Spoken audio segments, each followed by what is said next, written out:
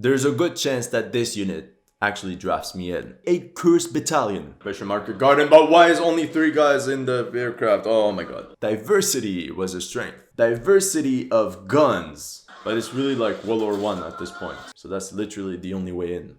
Or so they thought. Okay, the left side is pretty... Oh my god, okay. Oh my god! What a stupid maneuver! Oh, I'm getting mad. They don't even have a machine gun. Oh my god, what were you waiting for? I take back what I said. And it also answers the question as, why would you even have glider units when you could simply airdrop them? Exactly. What do you do if your best friend is hit? And you see the tragedy here is that the guys with the most courage, the ones that weren't front, that made it to the German positions, now they're screwed because... Hi and welcome to History Legends. In this video we'll do a step-by-step historical breakdown of the latest Dutch movie called The Forgotten Battle. It's the first time I cover a Dutch war movie. I'm pretty excited, but this video is different from all the others because it's the first time I'll do a reaction of all the battle scenes in a movie, one shot. Are you ready? Let's go. Doesn't look good for the Germans right off the bat. Okay, Narva, Eastern Front, August 1944. The Battle of Narva did take place during that time, so that fits the bill. Well done. And if we look at the landscape, the movie I think was filmed in Lithuania, so it's similar landscape, so that's also well done. Okay, the typical yelling German soldier, crazy. Okay, this is a telamine, it's an anti-tank mine, the flat ones. Looks like a plate, that's how the Germans call it. Okay, I'm happy to finally see a Soviet attack that's not a random NPC Soviet charge forward. The troops are coming from the flanks, from all directions. I'm pretty happy from this movie, like it looks good. Okay, and did you notice how he dug the hole, put the mine, quickly covers it up and runs away? This is excellent. The proper way is to place a mine and then you have to mark the location of where you put it so your own troops don't explode when they counterattack. But here it fits because the Germans are in full retreat. They don't have time to mark anything. He quickly covers up the mine, runs away and leaves it unmarked. Okay, they're running away. Okay, one big problem. Look at that. As we covered in Generation War, German soldiers carried their equipment at all times, whether they're attacking or defending. Now, here you can see that none of them have their equipment with them. Only this guy has a gas mask. Out of all the equipment he carries the most useless item. And here are pictures that were taken during the Battle of Narva in 1944 to prove my point. On this one, you can see how the German machine gunners have their complete loadout with them. And same thing for these men during an assault. I'm saying this because these German soldiers, these Feldgraus, feel just naked. And typical German yellings. Okay, another thing is that it's good and bad. They all have Kar 98. Now, I'm probably sure some of you guys are better experts in guns than I am, so let me know if these are accurate, if these are real ones or it's just like plastic ones. But from what I see, this is the perfect setup for a 1942 Wehrmacht. But realistically, by August 1944, on the Eastern Front, diversity was a strength. Diversity of guns. We should see lots of MP40s, Germans equipped with PPSH-41s. You should have a bunch of Panzerfaust laying around. And of course, a couple of STG-44s. But nothing to see here. Okay, you see how they all speak German? There's a big problem. Okay, in the original version, these two speak Dutch. But everyone around them speaks German. Which makes me think, what the hell is going on? I have it right here. The story says that the main character, this guy here, is part of the Waffen-SS division Das Reich. It's weird because in August 1944, that unit was in Normandy. Now, since he's Dutch, a Waffen-SS, and at Narva, that means he most likely fought with the 4th SS Panzergrenadier Brigade, Netherlands. And like you can hear it in its name, an all-Dutch unit. Not only would all the orders be yelled at in Dutch, but the uniforms are all wrong. For me and you, we all know this is the typical German World War II Wehrmacht uniform. But this is not what Waffen-SS troops would wear. First of all, they would have the infamous SS on their collar. The uniform would most likely look like this. An outfit with a camo pattern, including a camo cover for their helmet. Now I believe this Dutch movie was not ready to showcase Dutch people as Waffen-SS. And that's totally understandable. But in that case, don't base your movie on this story. Okay, I hope I won't have to stop that much anymore. Let's go. Okay, but oh my god, what a horrible trench. Okay, look at that. This is literally the most useless trench ever. It's so wide it doesn't protect at all from explosions. Ideally, it would be much more narrow and deep. Just to give you an idea, if Soviet soldiers just throw grenades or if mortars fall, there's so much space for it to land, it makes this position useless. It's not even a trench. At this point, it's a ditch. And what makes me mad is that it's not even an improvised position. They clearly had the time to fill up the sandbags, position them properly, have these wood, I don't know what, in front, make this huge ditch as big as possible of a target. But for what purpose? Useless. Here's another example of the Battle of Narva, 1944, what a German trench would have actually looked like. Okay, so his friend is completely out. Okay, they're all lined up. It's not the best trench either. Not even a zigzag. Okay, MG. Okay, so this is an MG42, so this seems accurate to me. And again, I feel bad to stop every 2 seconds, but this is pretty big. The good thing is that there's one MG in an infantry squad. That's good. But once again, the tactics are horrendous because the MG42 is poorly positioned. Basically, the Soviets knew that this weapon, this firepower could wreck them. But that also means they always wanted to take out the MG first and concentrate all their attention on it. Which means more often than not, the Soviets would all fire at the machine gunners. In response, the Germans would carefully conceal the machine gun emplacements. And usually, if possible, keep them away from the main body of infantry. Because with all the bullets flying in this direction, you want to avoid unnecessary casualties. Simply because while the MG takes the heat, this allows the infantry to freely move around, either for an attack, or like we see here for defense or even for withdrawal. Keep that in mind when we watch this. The MG fires, they're all together, a big target. Okay, this is supposed to be an explosion from a T-34. Looks pretty silly to me. Okay, the tank is right in front. It's the moment to move out. It's the moment to move out of this trap. This is what I meant. The MG can keep the enemies busy while all the troops reposition somewhere else. Alright, the guy's out. Shell shot. Okay, another silly explosion.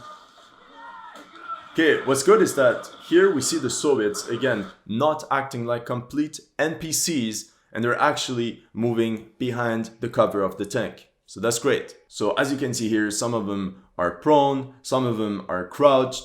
They take cover, very good. And I even think the uniform is accurate, but correct me if I'm wrong. Okay, did you notice this?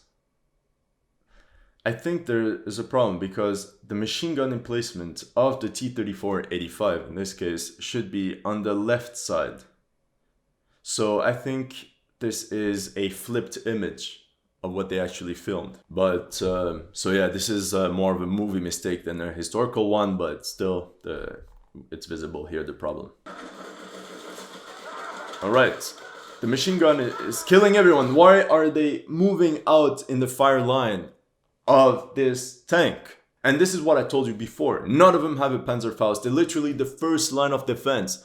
They should have a complete position filled with Panzerfaust, Panzerschreck, whatever you want. This is the reason why, to face enemy tanks. Okay, so it's a massacre. The Germans are idiots. Okay, the Soviets are flanking, but the Germans have no positions on the flanks. complete dumbasses. Okay, this is the worst part. Why are they retreating through the main road? I swear, this makes me mad. The tank is right here in the middle, and all they can do is literally, and the best thing they can think of is escape. Right in front of the tank's firing line. Wasn't it possible to withdraw from the flanks? I don't know, something better. No. It's exhausting because it doesn't even make sense. You would keep some guys to keep the enemy pinned down. They have a machine gun. Why isn't any of the Soviet soldiers here on the ground? They're all standing up, big targets. What is the EMG shooting at? At the tank? So while some Soviet soldiers are pinned down and busy, the German troops could withdraw, prepare a second position, which could provide suppressive fire for the first group to withdraw. And they do this until they're in a safe place. Alright, so they withdraw like idiots in the middle, big targets. Okay, it's a massacre, and the tank can't even fire at them properly. At this point, run away for... Oh my god, look at this silly explosion. All the explosions in this movie is literally just dirt flying away and everyone falling and dying. I just went back a couple seconds and just take a look at this shot. I believe we have to let go of the stereotype of the Soviet T-34 in every battle scene taking place on the Eastern Front. I think it's time to just let it go. In a force like this one with so many hiding spots for anti-tank weapons, I don't see the tactical advantage of having one single tank in the front. It can literally get blown up from anywhere. What we forget is that Soviet infantry often attacked on their own, especially in a difficult terrain like this one, forests and swamps. One of the many reasons Soviets loved these environments is because it cancelled German firepower, it allowed them to infiltrate enemy positions, and above all, it allowed them to bypass with ease these German defenses. Now, little tactical situation, check out this picture. Had the Soviets positioned a couple machine guns here, no need of a tank. The machine guns have an overview of the entire village. They can pin down the German troops there. And meanwhile, you have troops that can flank or even encircle the Germans. But realistically, the Germans would have never chosen this spot as a defensive position because you're surrounded by hills. So you're literally trapped. Okay, let's continue. Alright. Honestly, the best choice for them would be to escape this place as far as possible. Like, abandon this village. And again, they have no radios, they can't call any artillery units, there's no unit nearby to help them. Very stereotypical. And it's literally just a tank on its own. What are the other Soviet troops doing? Where is the Panzerfaust? Again, these guys in the middle of enemy fire for nothing. Finally, a Panzerfaust! Finally! Where were you this entire time?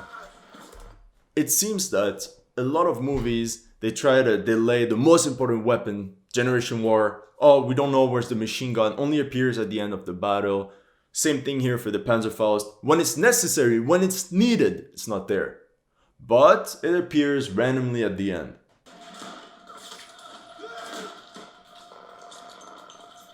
And these guys, they're firing their Mausers, their Kar 98s. They're not even stressed. Like, they're not even worried. They simply fire, they're like, everything's gonna be fine. They don't even have a machine gun. Oh my god, what were you waiting for? The guy stays 10 days like that. Legend says there's a statue still of him there. Okay. Apart from all the rant, check this out. This is actually, I think, a good effect of an anti-tank rocket destroying a tank. The reason I like it, it's instead of having the typical thing in the movies where it's just like flames, they added some flame material to show it's destroyed. Here you can actually see that it's burnt metal. So that's well done. But usually what you would do again, sorry to stop again, but the moment you fire this weapon, you're fully vulnerable to enemy fire. So it's not realistic in the way that the guy would prepare his Panzerfaust, then quickly stand up, fire, and go down right away.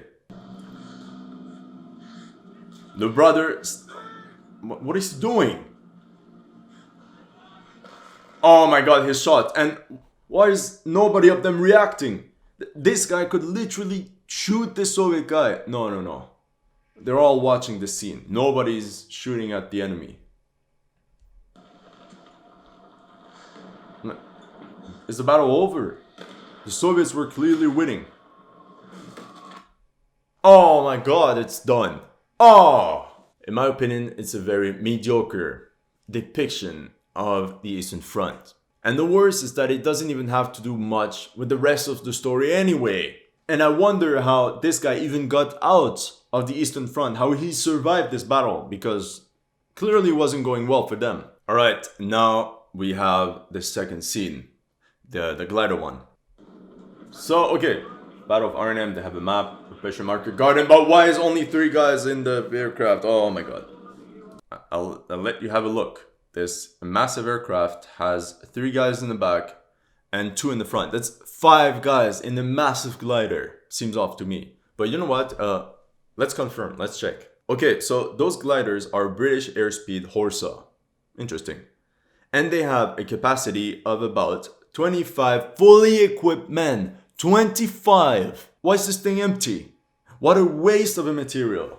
Like, they couldn't even fill up the screen, like make as if it's full. No, it doesn't fit the story apparently. Now, I'm not the expert of British uniforms, but let me know if it's accurate. For me, it looks good. Okay, but this is a nice use of CGI where you can see the entire flying armada.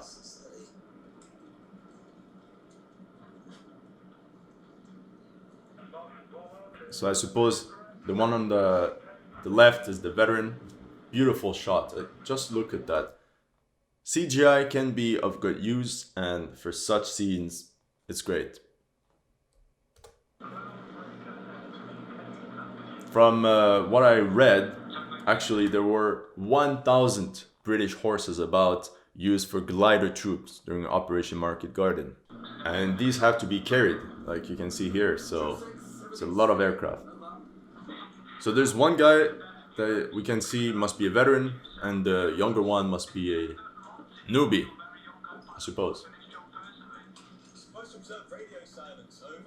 Okay, so there's this joking around, which I think confirms the idea.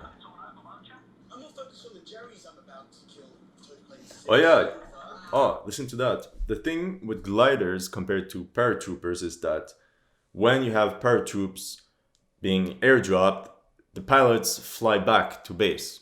Only the paratroopers go to combat. But for gliders, since the entire aircraft lands, that means that even the 2 pilots are combatants. So that's interesting. And fun fact, during Operation Market Garden, the Americans did not have enough pilots and co-pilots for all the aircraft. So their gliders would only have 1 pilot as opposed to 2 for the British, like we can see. And the extra seat would be for an additional combatant, like a trooper. So a guy that's only trained to be a foot soldier. Alright, that's enough out of you, please, dingbats. Keep your eyes on the job at hand. Okay, the Netherlands. Yeah, the other thing is that Market Garden was done in daylight compared to Operation Tonga, the Normandy landings that were done at night.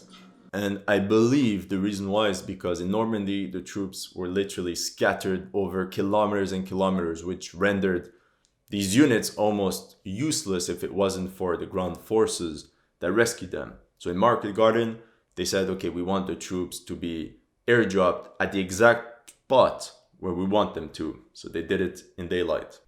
But of course, it also removes the surprise effect for the Germans. So I think this guy is a Dutch guy that enlisted in the British military. Interesting. Okay, you see this is the Atlantic Wall. It wasn't only in France, it continued all up till Norway. Interesting. Okay, and what is this guy doing here? Literally, we saw him on the Eastern Front in the Waffen-SS unit. Now he's in the Wehrmacht on the Western Front. I don't understand.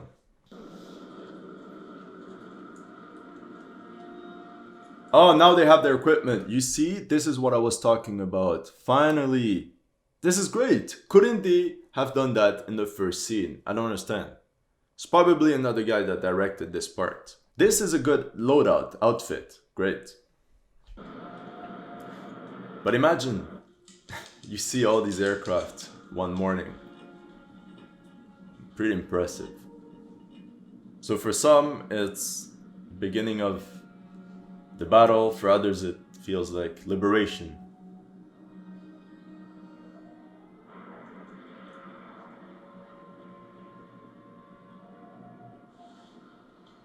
So this aircraft here, I was curious, so I looked it up. I thought it was a bomber. I'm not a flyboy, but it's an Armstrong Whitworth Albemarle. Basically the aircraft that towed these gliders. Interesting. Okay, the reason why I thought it was a bomber is because it was actually designed to be a bomber, but then the British said, nah, it's too late anyway, and they found another use for it. You see, what I said wasn't completely out of the box. Okay, the Flak starting. The Flak.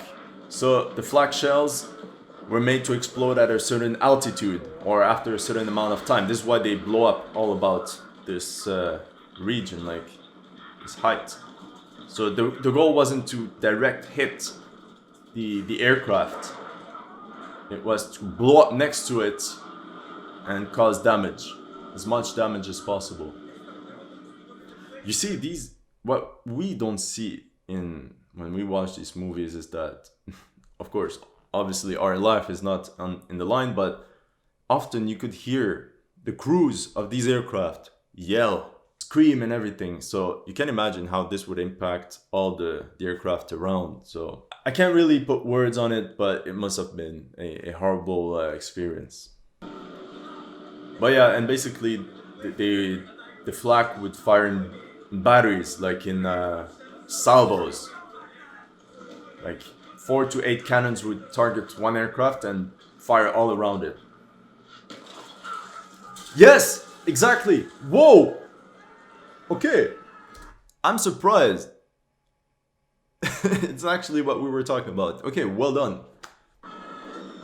Okay, you see it exploded close to it, and it injured the pilots and everything.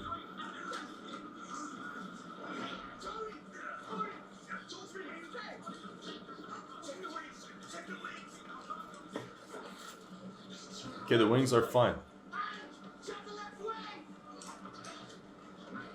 Okay, the left side is pretty... Oh my god, okay.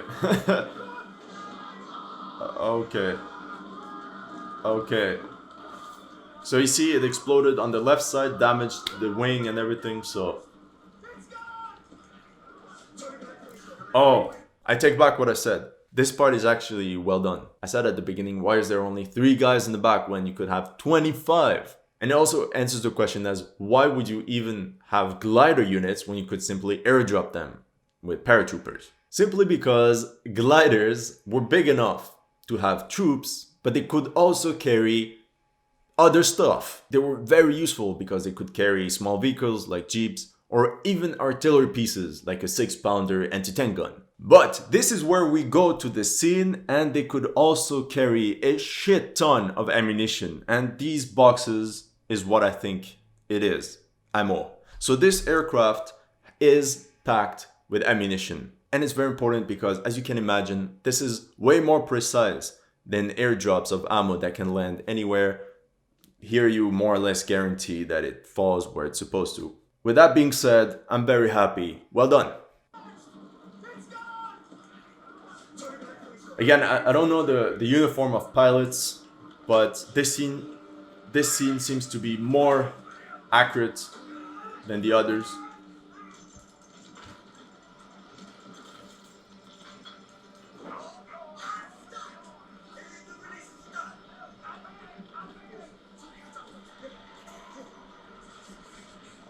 So I think they're trying to pull the thing, because if they fall, the aircraft in front will fall too. I'm not sure.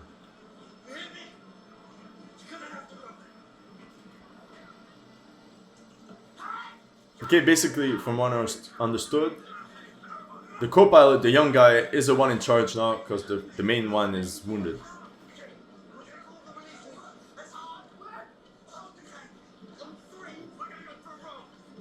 Oh my god, what a horrible feeling.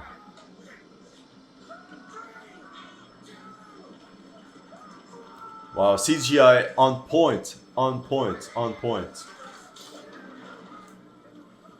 Oh my god. Oh boy.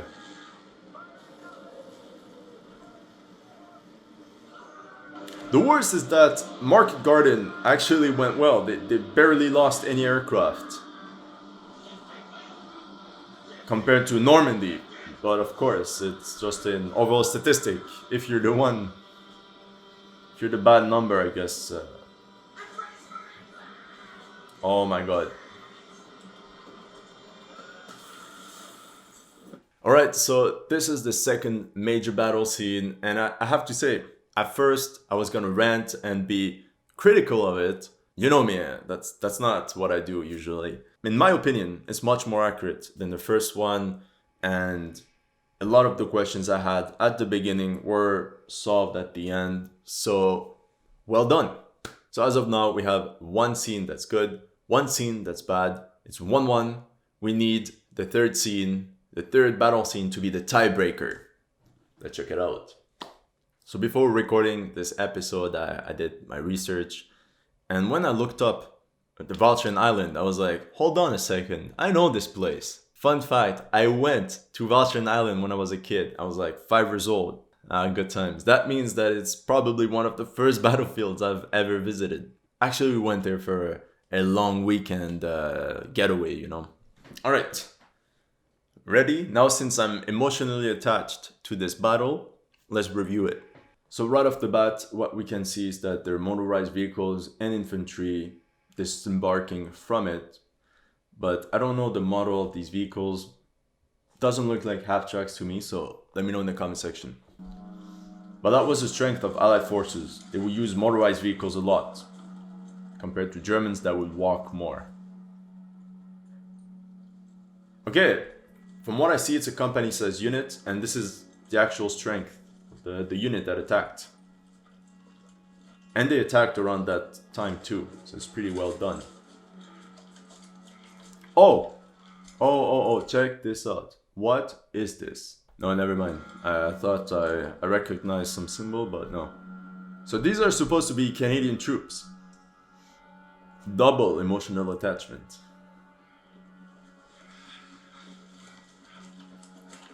Alright, lean fields. Seems accurate to me. Oh, okay. Oh my god, look at that. Oh. Okay, that's what I thought at the beginning. I recognized this emblem. I was like, I saw it before. So this is actually the patch, the arm patch for a unit called the Black Watch. Canadian troops from Montreal. Nowadays, it's a reserve unit. And it's all there. You have the blue patch, the emblem of the 2nd Canadian Division. And then you have the red and black one on top. It says the Black Watch, RHR, Royal Highlanders Regiment. And I think at the bottom is written Canada.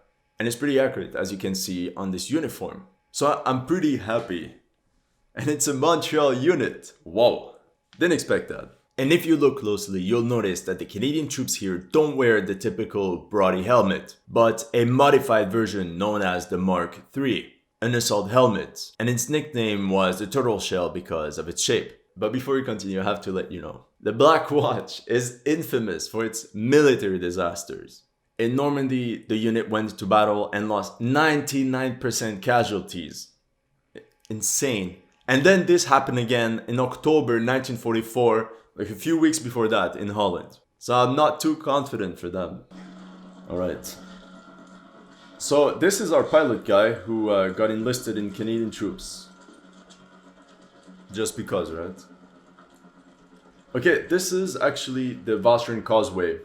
And from what I see here, So this is a pretty good depiction of the Austrian causeway. It was about 2 kilometers long. Can you imagine? No cover, as you can see, and there was some train tracks like that. There was an electric line in the middle.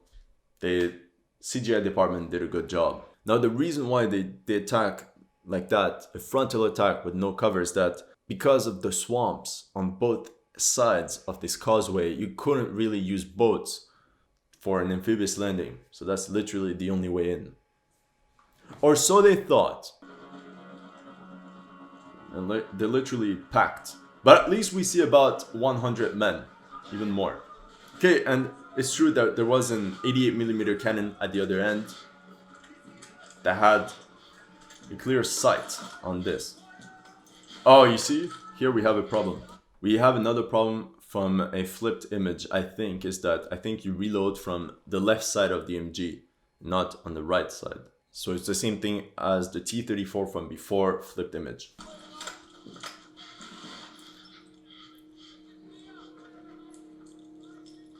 But again, the constant use of sandbags, I think foxholes, instead of all this makeshift defense, foxholes would have been way better.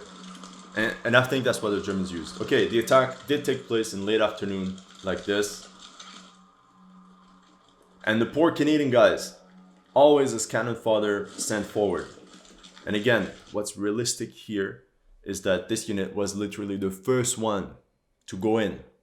So they don't know what to expect. Oh my god. So it's a bit of BS here. Did you see? The BS is that it wouldn't be a single bullet that would hit the troops first. It would be mortars or artillery that would hit these soldiers before. Like, they're so far away from any range of bullets. At least a machine gun, but not a single bullet like that. So again, shock factor. But what I like is that the troops, they're all on the ground now. They're all on the ground. But you see, how can you do anything like that? Daylight. If you stand up, you're dead. Okay, a stand. I'm not very familiar, but who in the British squad, well, this is a Canadian one, but in British Canadian troops, how many men would be equipped with stands? I don't know. Let me know in the comment section. Stand up, courage. That's it. The moment someone musters the courage to stand up and do something, they're shot. This is when officers suffer heavy casualties because they're the ones supposed to lead the men forward. That means they're very bound to be casualties. Imagine you have to crawl forward, you have to fight, and you have your wounded friend next to you. This is also what differentiates elite units from inexperienced troops. Inexperienced troops will tend to stop, will tend to be pinned down the moment there is a few casualties. Elite units will continue to their objective despite casualties. That's one of the main differences. Okay, so these guys, you have a bunch of guys that managed to find a crater, and excellent job. This is actually what happened. Now what you have to know is that this crater was actually done on purpose by the Germans. They blew up this part of the causeway, and this is why they send infantry on its own to attack, because no tank is able to cross that crater. So that means that all the soldiers, all the ones that were not casualties, went into that crater for cover. What a horrible situation. Now the problem is that they're stuck. They're even closer to the enemy. This is when bullets can fly.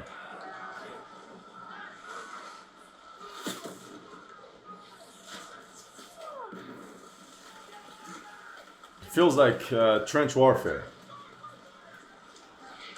But what's funny is that only this guy is full of mud, but not the others. Okay, do you see here? What's good is that you have the medic taking care of wounded troops in the mud. What a horrible feeling. And here they're also covered in mud, so take back what I said. The problem that even if they wanted to bring tanks to the edge of this position, there's an 88mm anti-tank cannon with a clear sight on the causeway.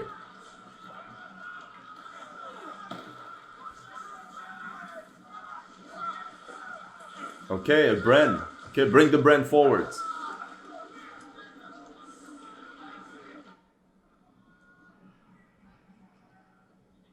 Okay, there's one problem here. Realistically, the crater, the hole was at the middle of the causeway. That means 800 meters away from German positions and not 100 meters like we can see here. Of course, it's less dramatic and it would showcase how much of a stupid idea this was in the first place. And the Germans, they know these guys are there.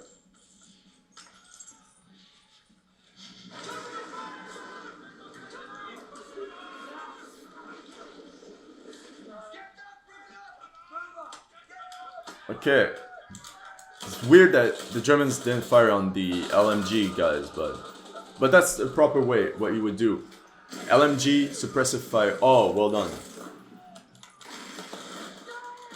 Oh, you see, now it's on the left. Now the MG, you load it on the left. Okay, so it was flipped before. But here you can see they try to push through. They try to jump the position, like we say. Being supported by LMG fire. But it's really like World War I at this point.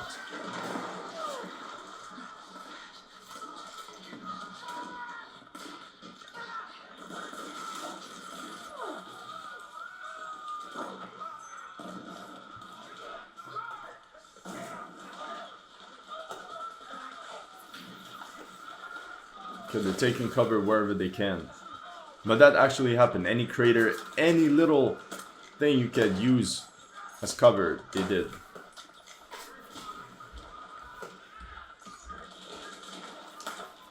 Poor guys, poor guys. I can't imagine what they went through. Okay, you see, I like that. They're crawling. Oh my god, look at that. That was so ridiculous. Okay, look at that again. The howitzer. Fires. Not even the recoil.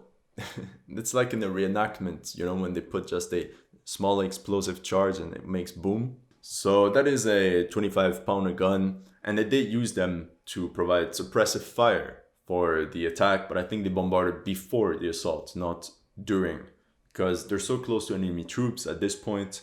You could bombard your own men as much as the Germans. Oh my god, I feel bad because it's a pure massacre. Oh my god. It's a massacre. Many units would have abandoned much earlier, but look at that. They keep pushing forward.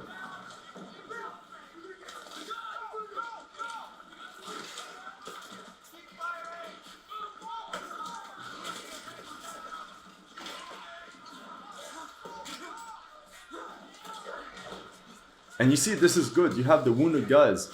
They're yelling for help. This is something we rarely see in movies. They're literally laying around there and they're yelling for help.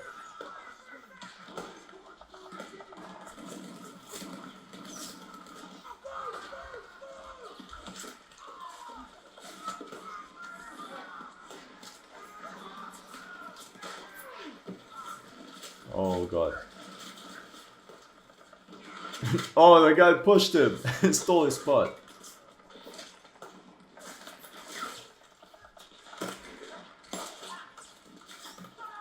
Oh shit. His best friend. Exactly. What do you do if your best friend is hit?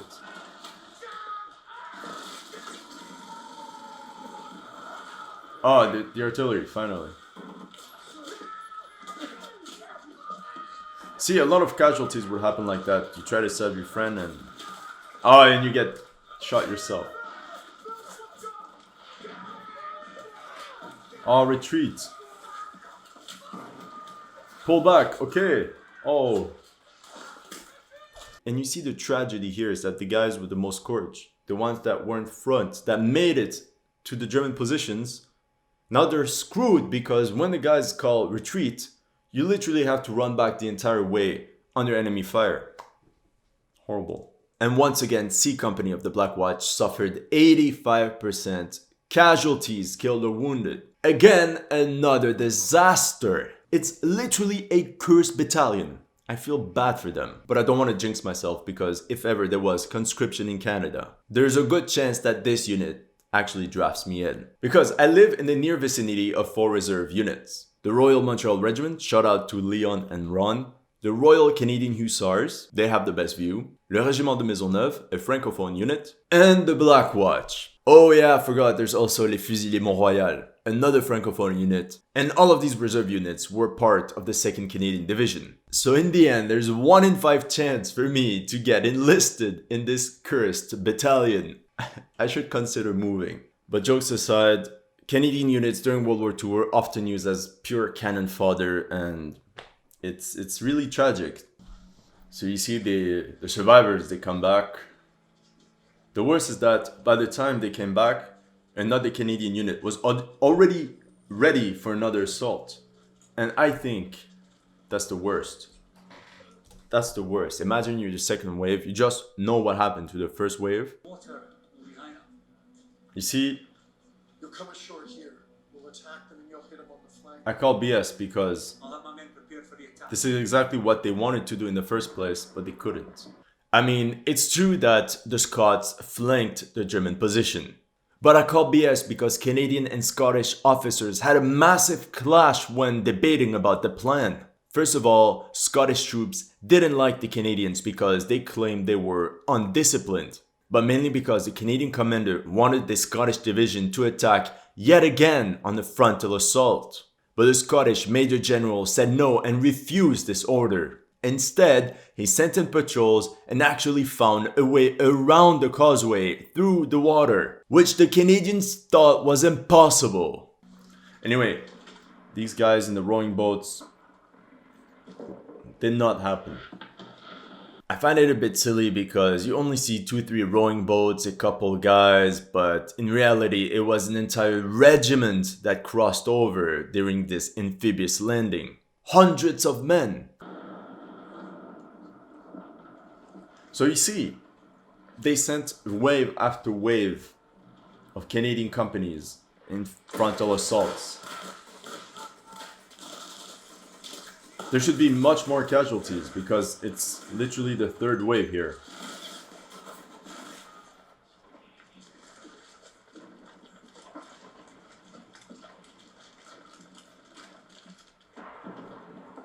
If we go back a bit, we might think that Canadian troops never managed to push through German positions. And this is a bad portrayal because the Calgary Highlanders, they managed to push through German defenses and hold the causeway, but they were kind of trapped in this area by German tanks and German troops beyond the causeway. And again, I don't think that German positions looked like that. But in reality, the good thing is that most of the attacks of Canadian troops for the causeway took place at night, to at least give some concealment for the infantry moving in open field for this frontal assault. Now, the part where I'm mad is that this is actually a cheap depiction. Oh my god. This is actually a cheap depiction of the amphibious landing of the Scottish Cameronian Regiment. And there were also British commandos that landed somewhere else on Valstran Island, kilometers further from the causeway, not far away from where my picture was taken. Now the reason I'm telling you this is that once the British commandos landed on the flanks of German positions, the causeway opened up. That means that the Canadian frontal assault, the attempt to jump the causeway directly, proved to be a costly and useless diversion. All this proved to be unnecessary. And this is what I mean when Canadian troops were often wasted as cannon fodder, first line troops. Now, I can sort of understand that for this movie, for the purpose of the audience, they want to show that there was a landing somewhere, an amphibious landing that outflanked the Germans. But it wasn't Canadians. Anyway, let's finish. So now they're behind the Germans. Okay, you guys literally just have to position yourself and fire. End of story. Oh my god! What a stupid maneuver! I'm getting mad. I'm getting mad. What the hell is this? Oh my god, I'm shocked. They messed it up. Again, the yelling German, and he does. Okay, now, and again, an angry German officer. And he dies. Oh, who would have thought? Okay, but the Canadians, like, oh my god.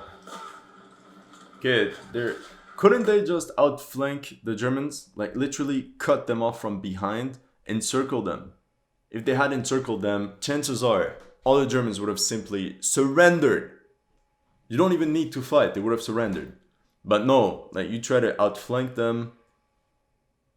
I don't know.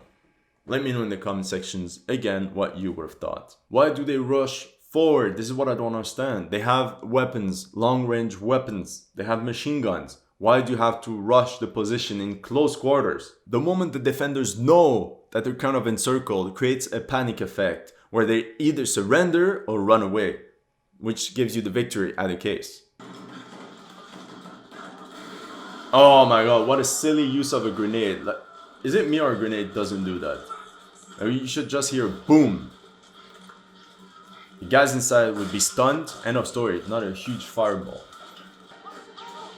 So, actually, this part where it's realistic is that this is what Canadian troops, the Highlanders, managed to do at night, but directly from the causeway. They managed to capture this position. But like we said, it was hard to hold it. That's what you forget. It's one thing to capture a position, but then you have to be strong enough to resist an enemy counterattack. Alright guys, I think we'll stop here. It's the first time I do a full movie reaction. It's pretty exhausting, I don't know, but I'm sweating a lot. Despite my reaction, I highly recommend you this movie. Let me know in the comment section if you watched it already, what do you think of my analysis. If you're new to this channel, don't forget to like and subscribe. And as always, you know how much work I put in these videos. If you want more of these, don't forget to subscribe to my Patreon. The link is in the description.